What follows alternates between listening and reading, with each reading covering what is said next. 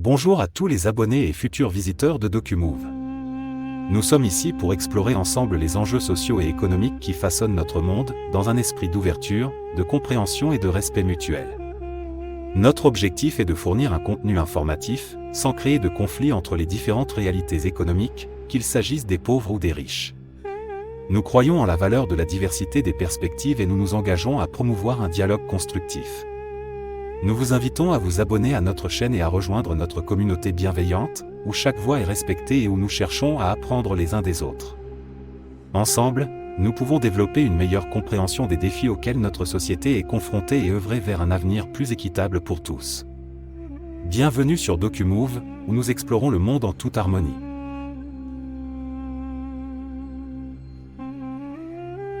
Dans notre société, les inégalités économiques persistent malgré les progrès réalisés dans de nombreux domaines. L'une des réalités les plus injustes est que les personnes pauvres se retrouvent souvent à payer davantage pour les biens et services essentiels. Cette disparité économique accentue encore plus la situation précaire des individus en difficulté financière. Dans ce reportage, nous examinerons les raisons principales qui expliquent pourquoi les personnes pauvres sont confrontées à des coûts plus élevés et les conséquences de cette réalité injuste. Les personnes pauvres disposent souvent de revenus limités, ce qui rend plus difficile pour elles de faire face aux dépenses quotidiennes. Lorsqu'il s'agit de choisir entre des produits et services bon marché mais de qualité inférieure, ou des produits plus chers mais de meilleure qualité, les personnes pauvres sont souvent contraintes d'opter pour les options moins chères. Cette situation est particulièrement vraie pour les aliments, le logement et les soins de santé, où les alternatives moins chères peuvent être de qualité médiocre ou moins efficaces, entraînant des coûts supplémentaires à long terme.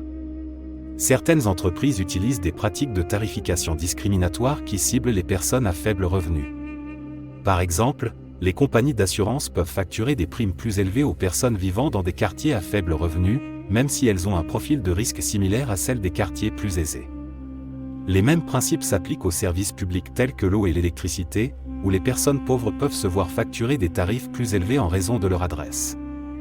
De plus, les personnes pauvres ont souvent du mal à accéder aux services bancaires et financiers de base, ce qui les oblige à recourir à des alternatives coûteuses telles que les prêts sur salaire et les sociétés de crédit à la consommation. Ces options financières sont souvent accompagnées de taux d'intérêt élevés et de frais cachés, ce qui entraîne un coût global plus élevé pour les emprunteurs. L'absence de compte bancaire peut également rendre plus difficile la gestion des finances personnelles, entraînant des frais supplémentaires tels que les chèques encaissés à des taux exorbitants. En outre, les personnes pauvres sont souvent concentrées dans des quartiers défavorisés avec une offre limitée de biens et services. Cette concentration crée un environnement économique défavorable, où les prix sont généralement plus élevés et la qualité des produits est inférieure. L'absence de concurrence dans ces zones restreint le pouvoir d'achat des consommateurs pauvres et les expose à des coûts plus élevés pour des produits et services de base. Dans l'ensemble, ces facteurs combinés contribuent à la réalité selon laquelle les personnes pauvres paient plus pour les mêmes biens et services que leurs homologues plus aisés. Cette situation perpétue un cercle vicieux d'appauvrie. Les personnes pauvres sont souvent concentrées dans des quartiers défavorisés avec une offre limitée de biens et services. Cette concentration crée un environnement économique défavorable, où les prix sont généralement plus élevés et la qualité des produits est inférieure. L'absence de concurrence dans ces zones restreint le pouvoir d'achat des consommateurs pauvres et les expose à des coûts plus élevés pour des produits et services de base. Dans l'ensemble, ces facteurs combinés contribuent à la réalité selon laquelle les personnes pauvres paient plus pour les mêmes biens et services que leurs homologues plus aisés. Cette situation perpétue un cercle vicieux d'appauvrissement et d'inégalité, car les personnes pauvres sont incapables de bénéficier des économies d'échelle et des avantages financiers accessibles aux personnes ayant des revenus plus élevés. Les conséquences de cette réalité injuste sont multiples.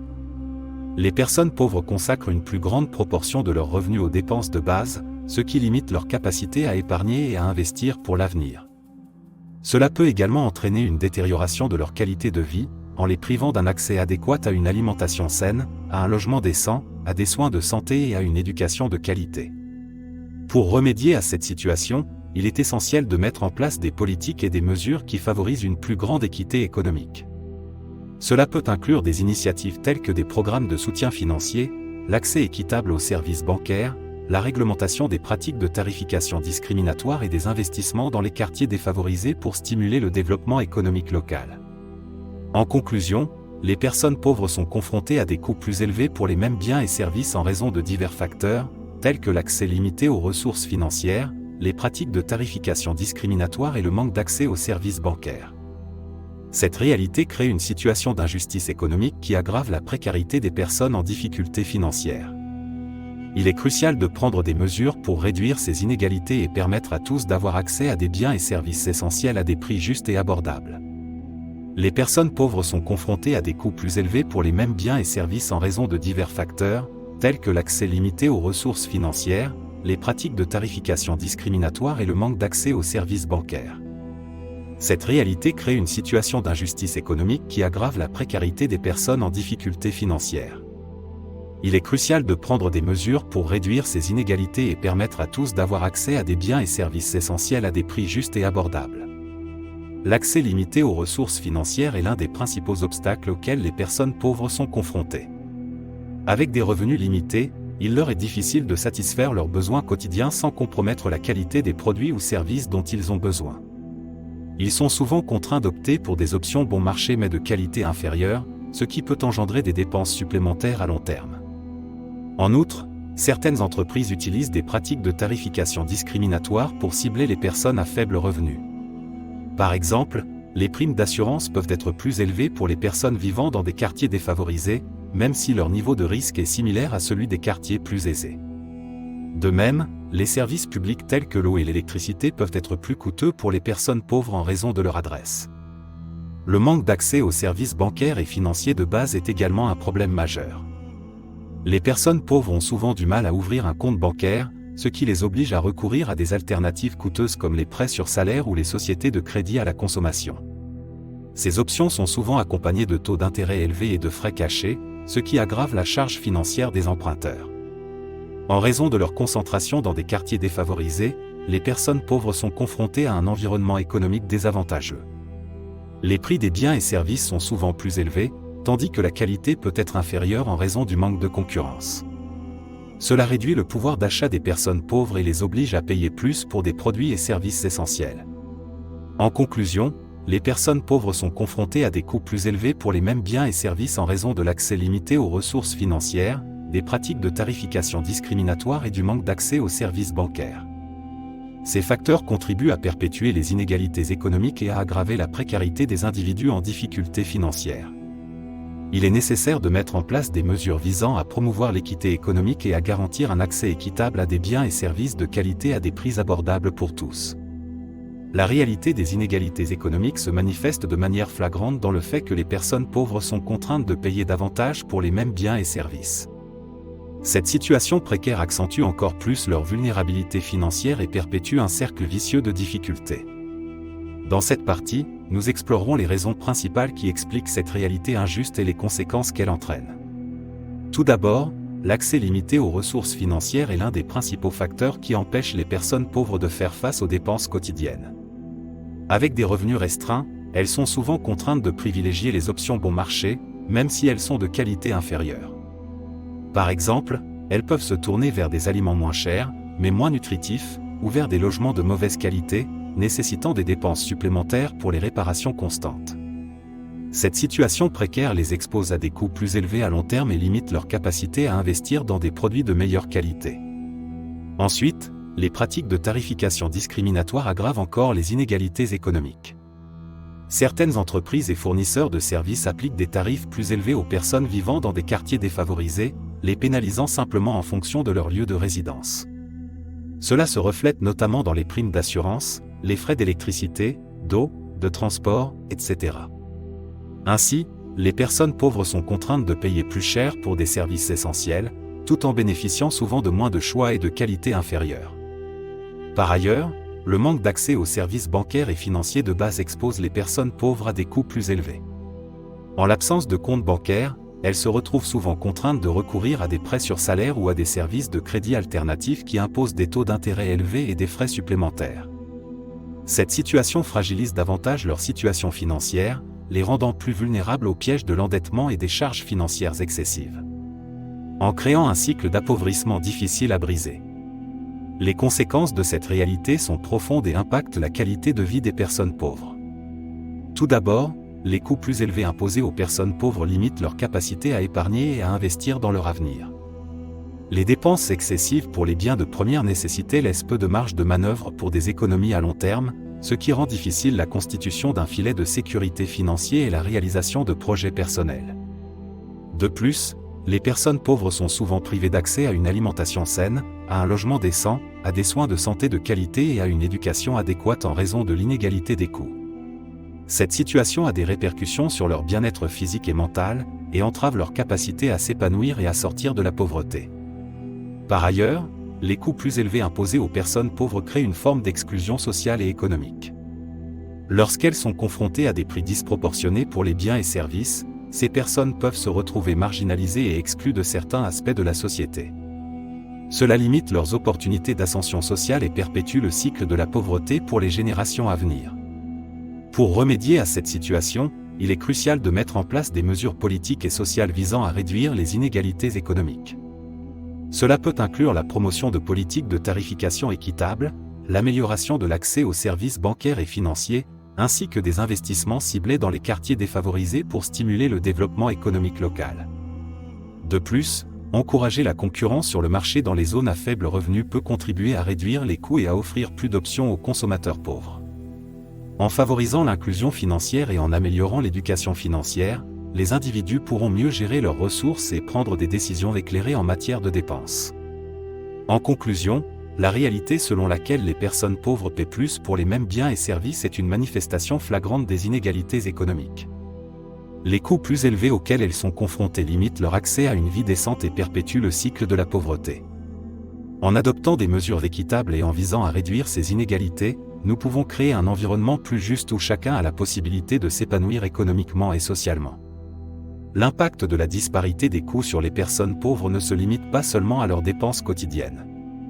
Cela peut également affecter leur mobilité sociale et leur capacité à sortir de la pauvreté. Lorsque les personnes pauvres sont contraintes de dépenser une grande partie de leurs revenus pour des biens et services de base, elles ont moins de ressources disponibles pour investir dans leur éducation et leur développement personnel. Cela crée un désavantage significatif, car l'accès à une éducation de qualité est souvent un facteur clé pour sortir de la pauvreté.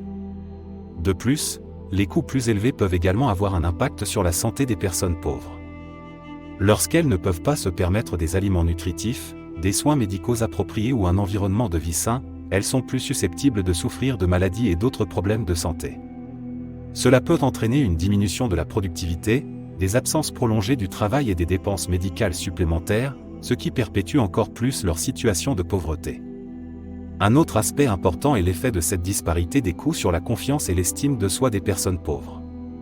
Le fait de devoir payer plus pour les mêmes biens et services que les autres peut générer un sentiment d'injustice et d'inégalité. Cela peut entraîner une détérioration de leur bien-être psychologique et une diminution de leur sentiment d'appartenance à la société. Pour remédier à cette situation, il est essentiel de mettre en place des politiques et des initiatives qui visent à réduire les coûts pour les personnes pauvres et à promouvoir l'égalité des chances. Cela peut inclure des mesures telles que des programmes d'aide financière, des politiques de prix réglementées, des investissements dans l'éducation et la santé, ainsi que des efforts pour renforcer l'inclusion financière. En conclusion, la réalité selon laquelle les personnes pauvres paient plus pour les mêmes biens et services a des répercussions profondes sur leur vie quotidienne, leur mobilité sociale et leur bien-être global. Cette disparité des coûts crée une barrière supplémentaire à leur sortie de la pauvreté et renforce les inégalités économiques. Il est essentiel de prendre des mesures pour réduire ces disparités, afin de créer une société plus équitable où chacun a une réelle chance de prospérer et de réaliser son potentiel. En concluant, il est impératif de reconnaître que la lutte contre les inégalités économiques et la réduction des coûts excessifs pour les personnes pauvres sont des enjeux cruciaux pour une société équitable et inclusive. Nous devons nous engager collectivement à promouvoir la justice sociale, à offrir des opportunités égales à tous et à garantir que personne ne soit pénalisé financièrement en raison de sa situation économique. Cela nécessite des actions concertées de la part des gouvernements, des entreprises, des organisations de la société civile et de chaque individu. En investissant dans l'éducation, la formation professionnelle et l'accès équitable aux services de base tels que la santé, le logement et les services financiers, nous pouvons contribuer à briser le cycle de la pauvreté et offrir de meilleures perspectives d'avenir aux personnes défavorisées. De plus, il est essentiel de favoriser une réglementation équitable des prix et de promouvoir la transparence afin de prévenir les pratiques discriminatoires de tarification. En créant un environnement économique équilibré, où les personnes pauvres ont la possibilité de choisir des produits et services de qualité à des prix abordables, nous pouvons améliorer leur qualité de vie et renforcer leur inclusion sociale. Enfin, nous devons également promouvoir la solidarité et la compassion envers les personnes défavorisées. Cela implique de remettre en question les stigmates associés à la pauvreté et de favoriser une société qui valorise la dignité et le respect de chaque individu, indépendamment de son statut économique. En travaillant ensemble, nous pouvons construire un avenir où les personnes pauvres ne seront plus accablées par des coûts excessifs, mais auront la possibilité de s'épanouir, de réaliser leur plein potentiel et de contribuer activement au développement de notre société. Rappelons-nous que la lutte contre la pauvreté et les inégalités économiques est un devoir moral et une responsabilité collective. En donnant la priorité à ces questions et en prenant des mesures concrètes, nous pouvons créer un monde plus juste et solidaire pour tous, où chaque individu a une chance égale de prospérer et de vivre une vie digne. Merci d'avoir regardé cette vidéo et d'avoir exploré les raisons pour lesquelles les personnes pauvres sont contraintes de payer plus pour les mêmes biens et services. Si vous avez trouvé cette vidéo informative et que vous souhaitez en voir plus, n'hésitez pas à vous abonner à ma chaîne YouTube, DocuMove. En vous abonnant, vous ne manquerez aucune de mes prochaines vidéos qui traitent de sujets sociaux et économiques importants. N'oubliez pas de mettre un pouce bleu si vous avez apprécié cette vidéo et que vous pensez qu'elle mérite d'être partagée.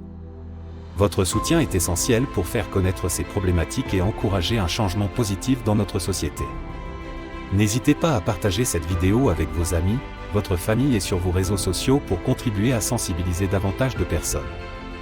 Ensemble, nous pouvons faire une différence en luttant contre les inégalités économiques et en promouvant une société plus juste pour tous. Merci encore pour votre soutien et j'espère vous retrouver dans mes prochaines vidéos. À bientôt sur DocuMove.